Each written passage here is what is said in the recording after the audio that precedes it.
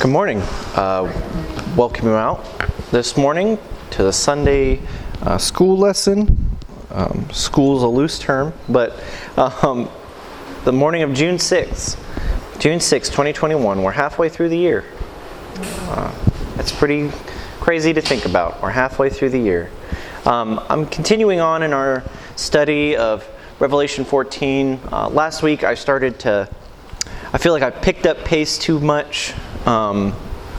As much as I wanted, I felt like I was on the downhill slope of Revelation. I was like, I can just pick up speed and get out, get in, get the finished. I've done the study and we just got to get through it. And then I felt convicted at the end that there was a couple things that I wanted to talk about. It's the things we've done this entire study, where I'll stop and I'll ask the historical or spiritual or cultural significance of things going on, because while Revelation we can glean from, it is only I'm going to slow down here. It's mostly to the Israelites. It is an Israelite book. There's Israelite promises. There's Israelite references. There's an innate Jewish portion of Revelation. We are mentioned. We are brought up. And we'll be part of the rapture if it comes while we're here. But this is a fulfillment of promise to Israel. And there's things to learn, mostly about the character of Christ. But there's a lot of innate things in this that don't immediately speak out to you and me. They do take a little bit more of a deep dive, just because of we're not... I'm not Jewish. I'm not innately born in that culture. I didn't grow up learning to read of the Pentateuch and things of that nature. I didn't know the historical aspects of my culture that were just kind of assumed because that's of that culture. If I was Jewish or if I was Israelite at the time, it's one of those where there's things lost to me and you because we don't understand the historical significance of it. So taking a step back and taking a pause and looking at these things that I kind of take for granted, that I kind of will just kind of immediately say, yeah, that's a word and I understand what it means. But when you actually stop and study it a little bit more, look into it, it has a deeper connotation, a deeper look at these things. And I know we've done this a couple times. We've stopped and looked at, I think when we were going through the churches, about the actual physical elements of where they are, or the geographical locations, or the things that have gone on that might be references to like earthquakes or things that they have experienced before.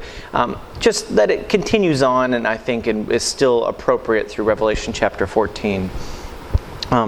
So I did say that I wanted to take a look at specifically Sion a little bit, or Zion. It's a kind of interchangeable. Sion and Zion are interchangeable in Scripture. So in Revelation 14 verse 1 it says, and I looked, and lo, a Lamb stood on the Mount Sion, and with him 144,000 having his Father's name written in their foreheads. And I kind of mentioned that I had done some study on it, and I said I didn't feel led to do it, but I felt convicted afterwards that we should talk about it.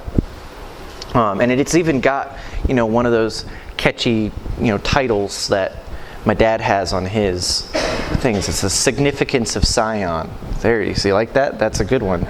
He's getting not bad. I'm getting a not bad.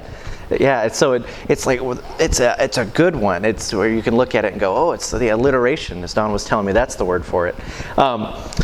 So I wanted to ask, and this is kind of an open context or an open look at Sion, because I did mention something that was incorrect last week, and I was like, I need to really nail down the where it is in Scripture, or where it's inferred, or what it means. So Sion, or Zion, it's the Mount Zion. Does anybody know where that is geographically? That's kind of a softball. It could be more specific. Jerusalem, yeah, it's right outside Jerusalem. It's kind of, there's Mount Moriah and Mount Zion. There's a historical aspect to it as well that we'll talk to. There's another hill, but it's basically that area is considered, or Mount Zion is one of the peaks, or one of the hills, you could say, that surround Jerusalem as part of that area. Like historically, there's other aspects to it as well. It's called the City of David, and I was wondering, does anybody know why it's called the City of David? It's again kind of a softball. Jerusalem or Mount Zion? Mount Zion. Oh, really? Mm-hmm. And does anybody know where it's first mentioned? So actually, it was a Canaanite fortress prior to what had happened, but prior to him taking it over. So the first mention of it is actually in 2 Samuel, in chapter 5, of Zion in particular. Actually, if you think Scions and Deuteronomy, which are synonymous, but 2 Samuel chapter 5 is kind of the mention of when David is taking over this. And the idea of him taking this Canaanite place that was promised to them and taking it over has a lot of ramifications as well. So 2 Samuel chapter 5 and verse 7, it says, "Nevertheless, David took the stronghold of Zion, the same as the city of David." And so that's in verse 6 as well. It says, "And the king and his men went to Jerusalem unto the Jebusites, the inhabitants of the land, which spake unto David, saying, Except thou take away the blind and the lame, thou shalt not come in hither, thinking David cannot come in hither." And then basically David came in and killed everybody and took it. So the surrounding area of Zion is also called the City of David. So it kind of all encompasses Jerusalem. It's used synonymously with Jerusalem a lot of times, of the area, because it was one of the defining landmarks of the area. It's actually where David historically sets up his fortress. Like it's basically our equivalent to the White House is what Mount Zion was in the Old Testament. They set up their base up there because it was well fortified. Again, that's why the Jebusites thought that he wasn't going to be able to take it, and then David just took it, and he set up his city on this hill. So it's basically the Israelite White House, I guess you could say. I put that in quotes. It's their fortress that they set up there. So the other portions of it is very interesting as well. So it's mentioned 162 times in Scripture, either Zion or Sion. A lot of them are in Psalms. I heard, I think Mr. Scheidler said Psalms, and it's mentioned a lot in Psalms. Not surprisingly, it was close to David because he's the one who captured it. But there's a very specific mention, and we're not going to go through all of them, but 26 different times there's mentions of the daughters of Zion. And the daughter of Zion. And would anybody know who that is? Who is the daughter of Zion? It's mentioned 26 times. It's very interesting. Daughter of Zion. And it kind of fits with the whole theme of what we saw even in chapter 13. It's a reference to Israel. It's a reference to Israel. It's a mention of that. It's this beautiful this child from Zion, this offset of Jerusalem, this and then we said that in verse in chapter 12. Sorry, in chapter 12. It's also called that Israel is visualized as a woman clothed with the sun and the moon under her feet, and her head a crown of 12 stars. So we see that this, I think, continuing theme of Israel as the woman, or Israel as the bride, or the church as the bride, is the main idea. But we have that the daughter of Zion is Israel. So that's interesting. It's mentioned 26 times in Scripture. I didn't want to go to each and every one of those. But the significance of Zion or Sion, they're synonymous. Understand that they're not two different places. Sion and Zion is just a translation, I'd say almost like error, or they took a little bit of leeway. It's the same word. There's a lot of interesting theories of what it actually means. There's not much fruit in that either, but it's mentioned in a lot of other cultures. It's the actual mountain is mentioned in Islamic countries, and in the Quran, I believe it's mentioned a couple times. There's mentions of it in a lot of the Middle Eastern religions as being a penultimate area of importance. So it's an interesting study to look at, and the significance of what it means and what it is to you is that it basically encompasses Jerusalem. That's basically what it means. It's an encompassment of saying that this is the surrounding area of Jerusalem. This is what, when you look at a city and there's a mountain there, and it's part of the city, you kind of take it in synonymous. It creates a pointed view of it, right? You look up at it. Creates a drawn focus to it. And so Zion is being the main focus of it, is the reason why the Lamb, or Christ, stands on the hill, on Jerusalem. It is an all-encompassing view of saying that this is Jerusalem. This is where I belong. This is my chosen people and my chosen city. So whenever you read of Zion in Scripture, it's very important to know the historical significance of it. I think it's really kind of opens up a lot of things in there. We're saying that this is Jerusalem.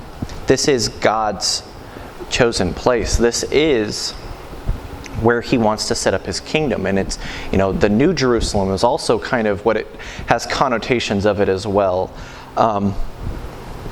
So that's kind of the long short of Zion. There's a lot more to it in the historical context of it, and we'll see that it's be brought up again a couple times, and we'll see Jerusalem is there. But the significance of Him standing on Mount Zion is a very pretty and beautiful picture of Him returning to Jerusalem, of Him saying that this is my people, this is my land. It's His ownership of it. The daughter of Zion, He is here to reclaim. Right? He is here to set up His kingdom. He is here to pass judgment on the world. He is here to ground in reality what His purpose is, or what He has always been purposed to do. The taking ownership of it. If you can think of even the imagery of climbing to a top of a mountain, one of the first things you see is you place a flag and claim it, and you're saying that this is mine, and so like you're taking pride in where you are.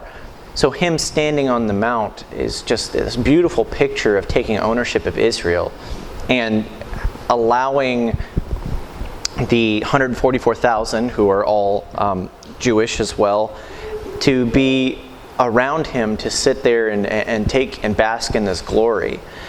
And that was kind of the pause I wanted to take with Zion, and wanted to show you that a little bit. It kind of touched my heart a little bit, saying like there's this portion that I kind of glanced over and was like, there's nothing there, and then there is more there than I thought. So as we move forward, we're going to talk a little bit more, and if I have more things about Zion, I'll bring it up.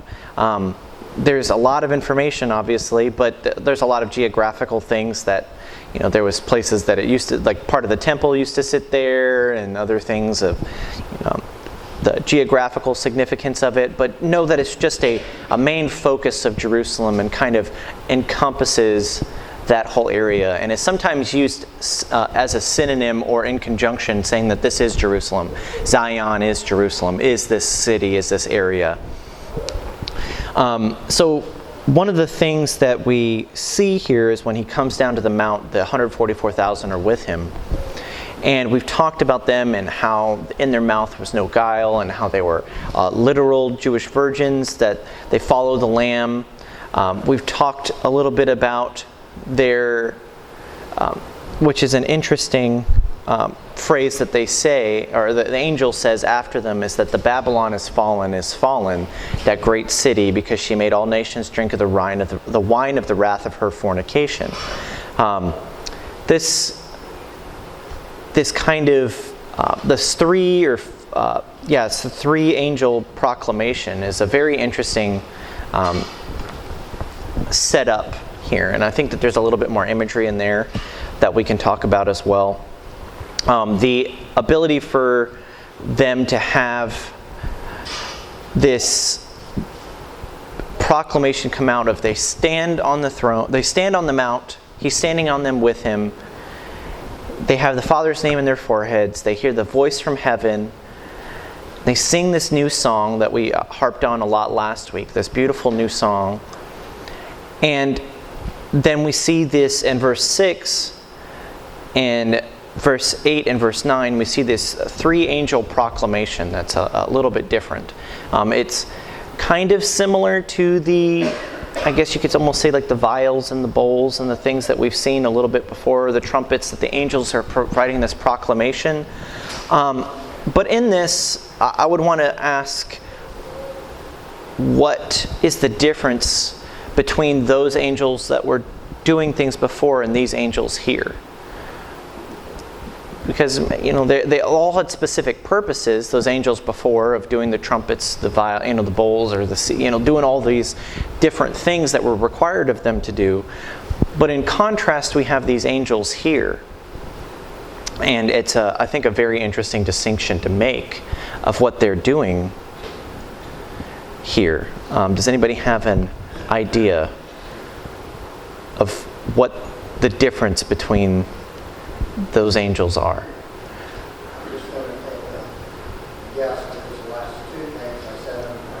We're correct. That's fine. Since they come back to Babylon again, and they defeat them,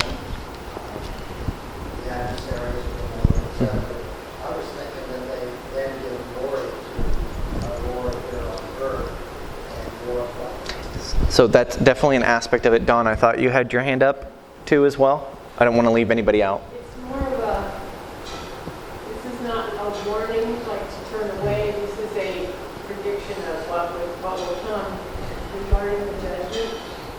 The first one says, fear God and give glory to him, for the hour of his judgment is coming. So they're announcing that, telling everybody to worship him. And then the next one is talking about how Babylon is fallen, or is fallen, present tense.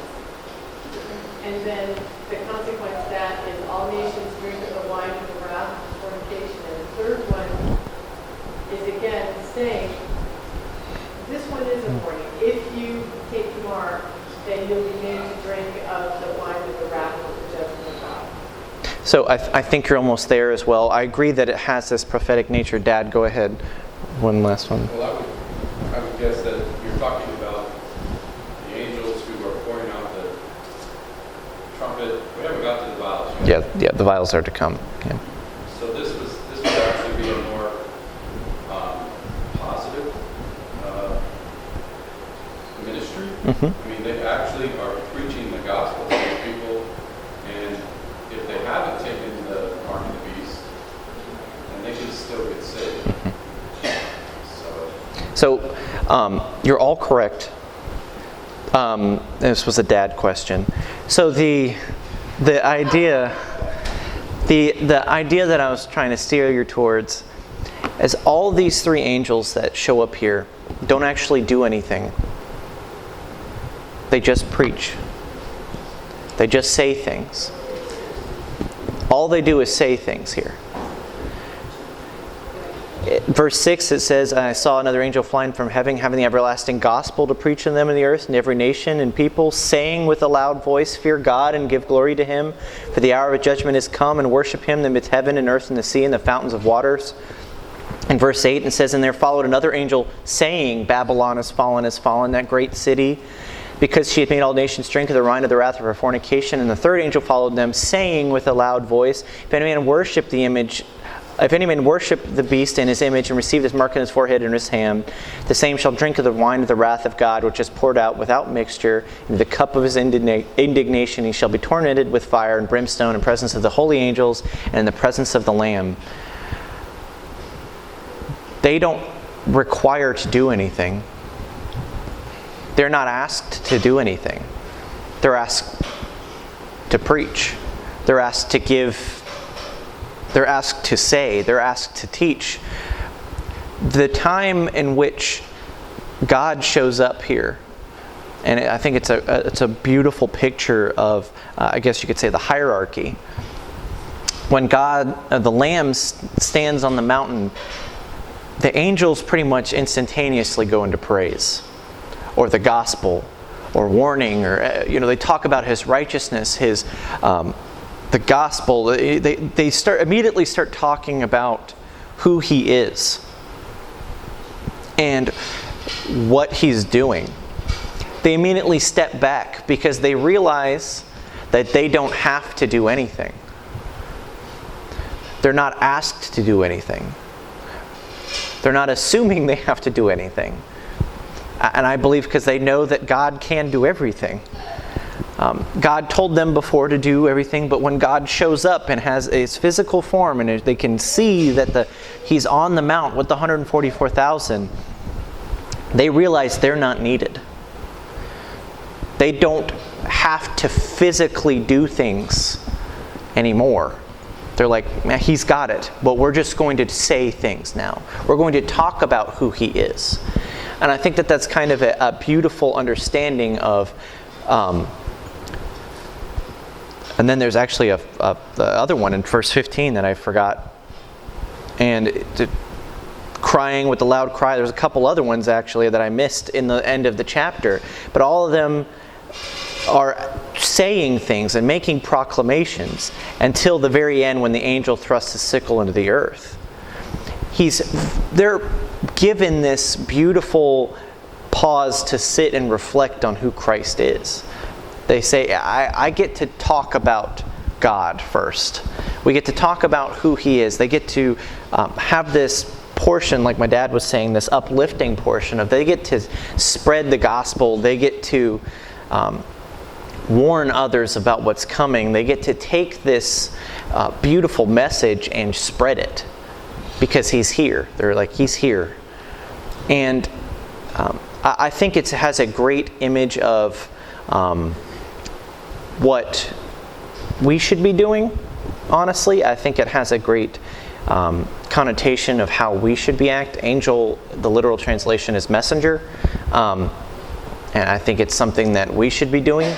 We should be taking and pointing to him and preaching these things. We should act like how the angels act in his presence. I don't think that that's too much of a stretch to say, at least for me.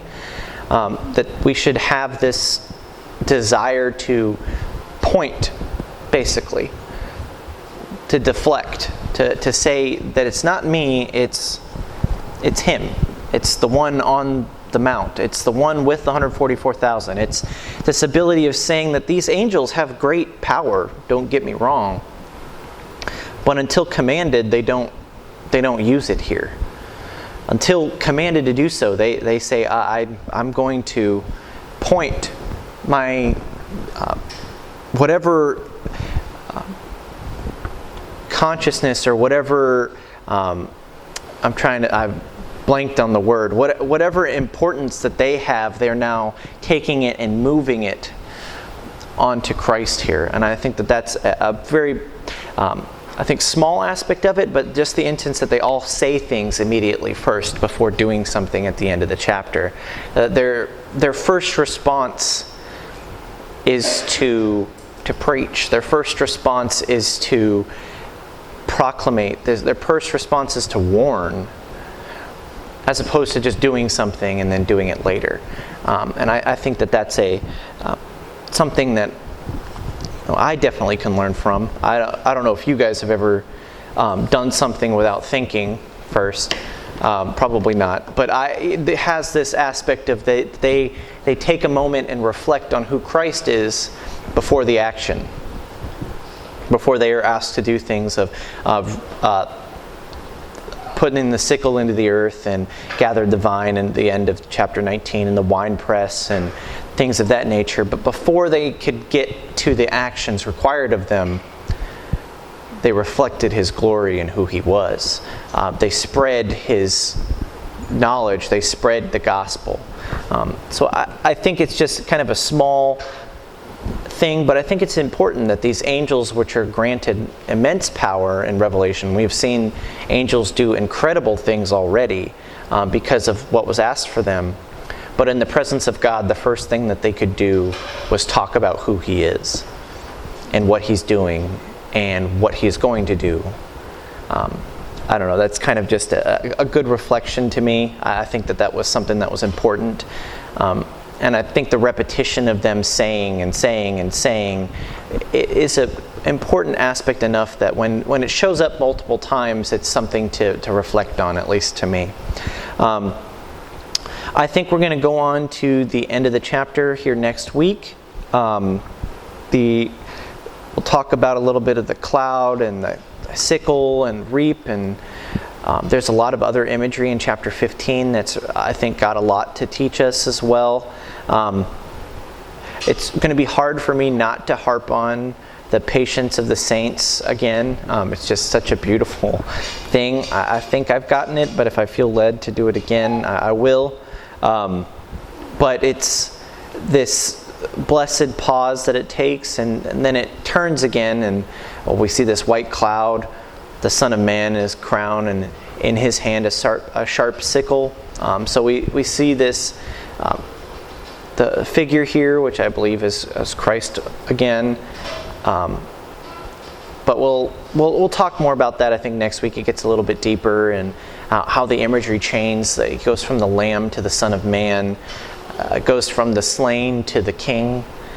He goes. It's a beautiful transition, I think, here. That's a really good synonymous nature of, that they exist together. The same imageries of who Christ is. I'm going to put it in quotes, a human failure to be the King of the universe. It's just a beautiful contrast of what is, and that's how he was put on display. You could say is he was put on display as the Lamb that had been slain, right? He was put on first as the Lamb, to then been shown the King. It's a good.